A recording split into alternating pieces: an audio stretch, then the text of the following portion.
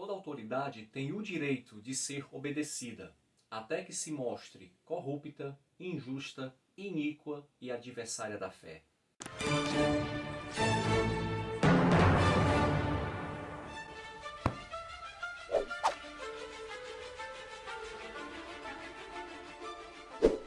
Fala pessoal, muito bem-vindos ao canal Ler é Preciso. Me chamo José Lopes. Hoje falarei sobre o livro A Bíblia e o Impeachment, a Teologia do Poder, de Caio Fábio. Livro esse publicado no ano de 1992, no auge da crise que acabou desencadeando o impeachment do então presidente Fernando Collor de Mello. O Fernando Collor de Mello foi o primeiro presidente eleito pelo voto direto após o regime militar. E havia grande expectativa de que, a partir dali, o Brasil realmente se tornasse uma grande democracia. Eu lembro bem que o Fernando Collor de Mello ele tinha fama de ter sido alguém que, no estado de Alagoas, quando governador, ele perseguiu os marajás, que eram nomes dados aos funcionários fantasmas do serviço público, que ele acabaria a corrupção. A Globo apoiou bastante a sua campanha, mas após ter sido eleito com folgas, ele, depois de um tempo, foi denunciado pelo próprio irmão, Pedro Collor de Mello, se não me engano, denunciado que ele fazia parte de grandes esquemas de corrupção com o tesoureiro dele, que era o Paulo César Farias. Então houve uma CPI, uma comissão parlamentar de inquérito, para apurar. E eu lembro bem que os jornais, na época, TV aberta, né, sem internet, era a TV aberta, principalmente Globo, e os jornais de grande circulação, as revistas, eram 24 horas falando sobre essa CPI e sobre as denúncias que iam se avolumando. Chegou um momento que a situação do presidente ficou insustentável, então Caio Fábio, então presidente da Associação Brasileira Evangélica, aliás, a Associação Evangélica Brasileira, Caio Fábio já era bem renomado na época, digamos que ele era o porta-voz daquela geração de evangélicos, era dono de canal de TV, de editoras. Ele se pronuncia, ele escreve uma nota representando a Associação Evangélica Brasileira, onde ele apoia o impeachment. Na realidade, ele conclama que o presidente ele renuncie, que não havia mais como se sustentar no cargo. Caso não renunciasse, que o Congresso realizasse o impeachment. Essa foi a nota da Associação Evangélica Brasileira, escrita por Caio Fábio, seu presidente. Isso no dia 7 de agosto de 1992. No dia 11 de agosto, o jornal o Globo ele publica uma nota escrita por outro evangélico, Caio Fábio. Ele não quis citar o nome dessa pessoa, onde essa pessoa ela critica a posição da Associação Evangélica Brasileira, dizendo que o cristão ele não pode apoiar impeachment de nenhum presidente. E aí ele utiliza aquele texto bem conhecido, Romanos 13, que toda autoridade é constituída por Deus para o bem, e que aqueles que se levantam contra as autoridades estariam também se levantando contra o próprio Deus que institui a autoridade, trazendo sobre si condenação. É mais ou menos isso que o texto diz. Então Caio Fábio, a partir desse contra-argumento, ele resolve escrever esse texto para avaliar se realmente é essa a posição que a Bíblia espera dos cristãos, que eles devem ser governistas acima de tudo. Será que é essa a posição realmente que a Bíblia nos pede, que Deus pede aos cristãos? Então ele começa a escrever o livro no dia 26 de agosto e conclui no dia 31 de agosto, ou seja, em 6 dias ele escreve esse texto. Ele até na introdução ele pede desculpas por eventuais erros e realmente dá para perceber que é um texto escrito bem apressadamente. Mas assim, o Caio Fábio ele é uma mente acima da média. Você pode até, como eu, discordar de algumas coisas, alguns pontos específicos do Caio Fábio, mas ele tem assim o dom da palavra, não só da palavra falada como escrita. E aqui em 92, ele jovem ainda, ele já mostra, digamos assim, uma versatilidade nas escrituras. E ele vai fazer um estudo de mais ou menos 125 páginas sobre a questão da autoridade. Ele até diz que, inicialmente, o título seria A Bíblia e o Impeachment. mas ele afirma que se outras edições viessem, que o título poderia ser A Bíblia e a Crise de Autoridade. A Crise da Autoridade. Infelizmente, não teve mais nenhuma edição desse livro. Procurei, na Amazon não tem. Eu só fui na própria editora Vinde. A editora é a editora Vinde Comunicações. Também não tem mais. Mas na estante virtual eu encontrei alguns exemplares à venda num preço bem em conta, entre 15 e 20 reais. Então você pode comprar tranquilamente. Esse livro ainda está num preço bem barato. Não foi feito mais nenhuma edição depois de 92. Então, no primeiro momento, você se frustra um pouco porque você acha que ele vai falar sobre impeachment. A Bíblia e o impeachment chama atenção. A Bíblia fala de impeachment? Na realidade, o título foi, digamos assim, uma jogada de marketing para a época, né? Estava no auge do processo de impeachment do Fernando Collor de Mello. Mas acredito que a Bíblia e a crise de autoridade, da autoridade, seria melhor, como ele já diz. O que é que ele vai fazer? Ele vai dividir em 3 partes e no primeiro capítulo ele vai falar sobre uma rápida história da evolução política na Bíblia. Ele vai falar sobre a questão do patriarcado, da teocracia, ali no Antigo Testamento, das monarquias, essa tensão entre religião e política. Então esse primeiro capítulo, eu acredito que é um capítulo bem básico, não me chamou muita atenção. Mas o capítulo 2 e o 3, muito bons. O capítulo 2, o movimento profético em Israel. Ele vai falar sobre o profetismo, essa tensão que havia entre o profeta, que deveria falar a mensagem de Deus para a sociedade e também para os governantes.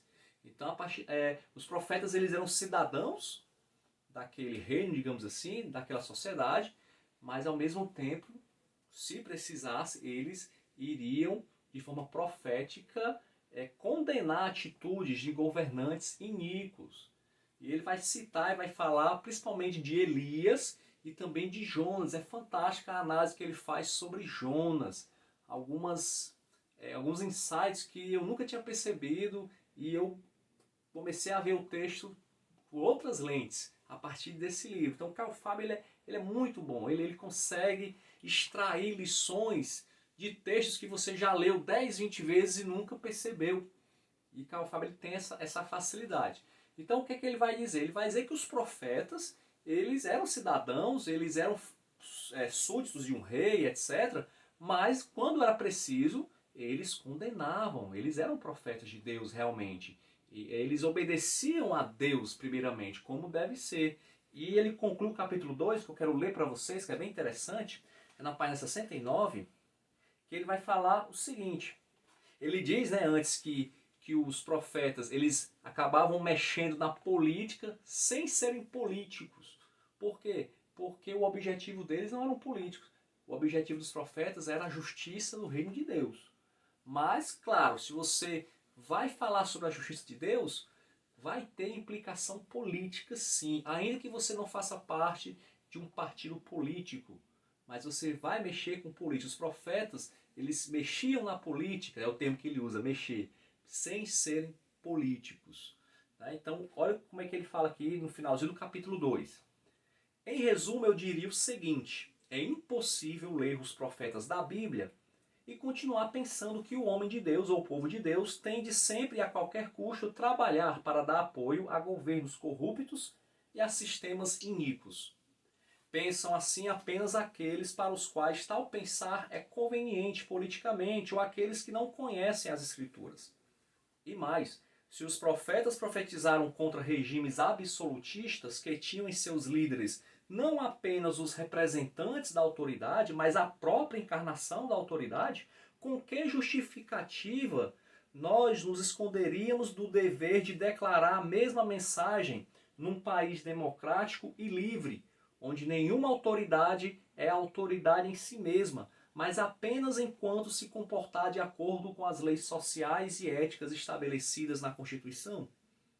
Portanto, finalizando, aprende-se com os profetas que antes de se obedecer a Deus, que antes se deve obedecer a Deus do que aos homens. Então, se os profetas, eles condenavam aqueles que encarnavam a autoridade, que eram absolutistas e muitas vezes iam contra a eles, porque a igreja hoje, em países livres como o Brasil, que tem a Constituição, que nós temos a liberdade de nos expressar, por que nós deveríamos nos calar? Achei bem interessante esse argumento do Karl Faber. Capítulo 3, o conceito de autoridade política no Novo Testamento. E aí nós temos vários textos, alguns textos sobre isso, mas o principal, Romanos 13, que já citei, sobre a autoridade instituída por Deus. Gente, Carl Fábio aqui, ele lança a luz nesse texto bem interessante. Ele diz que a autoridade aqui não é uma pessoa. Deus instituiu a autoridade. A autoridade não é uma pessoa. O problema é que quando vamos analisar esse texto, nós personalizamos e entendemos que a autoridade é uma pessoa, é um governador, é um prefeito, é um presidente, e não é. No caso aqui, a autoridade é a própria instituição, é o Estado. E ele é bem assim incisivo, Carl Fábio, a dizer, por exemplo, Paulo. Paulo, ele várias vezes utilizou-se da lei romana, até mesmo para constranger, para exortar autoridades romanas. Paulo esteve prestes a ser açoitado por romanos e ele exorta e diz, olha, é lícito açoitar um cidadão romano sem ser antes julgado, sem ser antes ouvido? É lícito isso? Ou seja, ele foi contra um juiz, contra uma autoridade romana, usando a lei romana. Então a autoridade aqui, nesse contexto de Paulo, é a lei romana. Hoje, trazendo aqui para o Brasil, a autoridade seria quem? A Constituição brasileira. Até o ponto em que ela não vá contra os preceitos de Deus, a nossa autoridade, a autoridade instituída por Deus, seria a Constituição brasileira. Essas constituições, os estados, enfim, eles são paliativos contra o mal maior, que seria o quê? Que seria a anarquia total, o caos total, cada um fazendo o que bem entendesse. Então, se a gente analisar que a autoridade instituída por Deus não é uma pessoa A, uma pessoa B, mas é uma Constituição, é o próprio Estado, é a lei, nós vamos entender que é lícito sim um cristão ser a favor de um impeachment. Criticar um governador, um prefeito, um presidente, porque a autoridade não é aquela pessoa, mas o cargo que ele ocupa. E aquele cargo tem que estar sujeito à lei. No Império Romano, ainda que o imperador ele fosse absolutista, a palavra dele, ele encarnava o poder, a autoridade, ainda assim nós temos ali no Império Romano várias leis em que os súditos eles conheciam as leis e utilizavam aquelas leis, muitas vezes em seu benefício. Quanto mais hoje, nos estados modernos, democráticos, que nós temos sistemas de leis mais elaborados, nós temos constituições modernas, quanto mais hoje, a igreja não pode se calar. Então, finalizando o capítulo 3, um texto também que eu achei interessante, para resumir tudo isso, porque muita coisa, gente, é muito bom a escrita do Carl Fábio, que não dá para falar assim num vídeo curto como esse, é só você lendo realmente.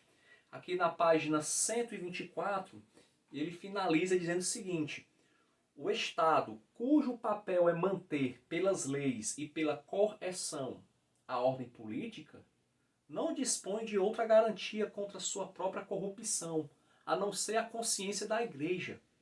Por isso, se a igreja não chamar o Estado constantemente à sua missão, ele torna-se também um fator de desordem. O Estado por si mesmo não conhece a ordem de Deus. Cabe à igreja dar-lhe testemunho dela. Daí ela ter que ter os olhos abertos, coração justo, procedimento coerente, visão social e política justa, atitude construtiva e coragem de participar da discussão dos grandes temas da sociedade.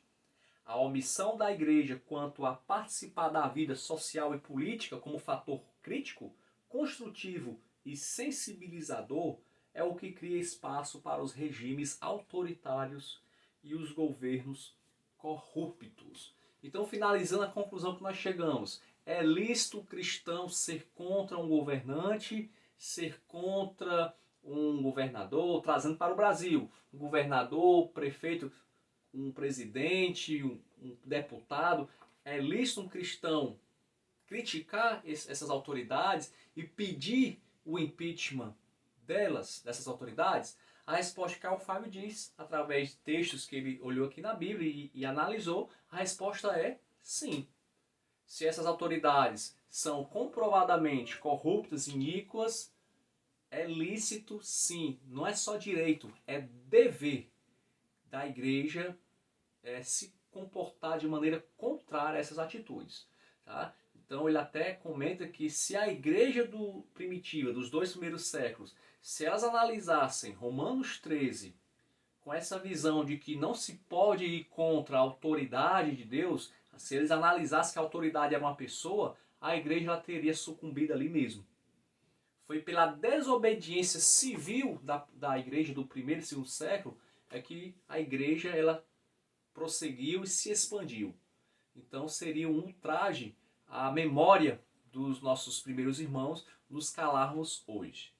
Ok? Então esse é mais um livro que eu li no ano 2021, A Bíblia e o Impeachment, de Caio Fábio. Mais do que recomendo a leitura dessa obra. Muito obrigado se você ficou até aqui. Espero que tenha gostado desse vídeo. Se gostou, dê um like, se inscreva no canal. Até a próxima e vamos ler, porque ler é preciso.